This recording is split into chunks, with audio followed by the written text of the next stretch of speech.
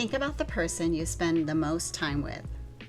Now imagine that person constantly points out your flaws, criticizes your decisions, and tells you that you aren't good enough. You'd never tolerate that from a friend, yet most of us let that exact toxic voice run our inner world 24/7. That voice is your inner critic. It's the voice that enforces the invisible rule book that we talked about in our last video. But here's the truth. The critic isn't the enemy. It's a misguided protector, stuck using old harsh tools. And today we're going to break down its origin and give you a simple tool to finally quiet that voice and stop fighting yourself. Welcome to Being Human, where stories and simple insights help you understand yourself and the people around you. So the critic was created for one reason, and that is safety. When you were young, you learned that being flawless, quiet, or agreeable was safer than being authentic.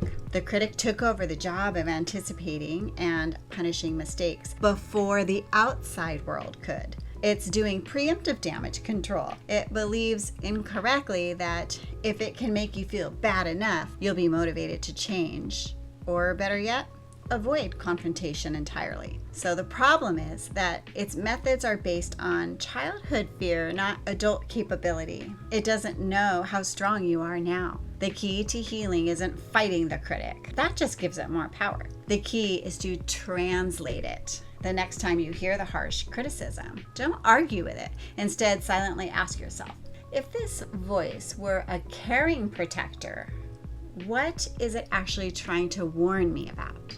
You are translating the criticism into a concern. I remember when I was younger, my inner critic's favorite line was, "You're so stupid." Ugh, that hurt. But when I used the translator, I realized that "I am stupid" wasn't true, and it was translating, "I'm afraid of being judged or exposed for not knowing the answer, and I want to be safe from shame." By listening to the concern instead of the condemnation, you disarm the shame and replace judgment with curiosity.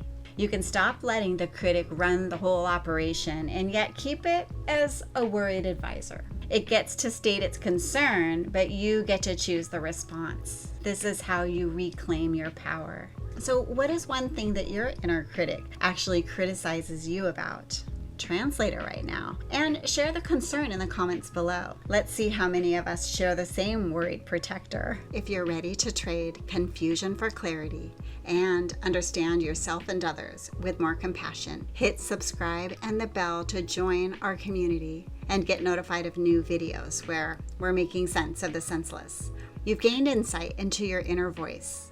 Now, how does that voice play out in the biggest challenge facing every relationship? Conflict. The logical next step is my video, "Why Do You Always Fight Over Small Things?" We'll decode how your inner wiring shows up in every disagreement. You'll find it right here.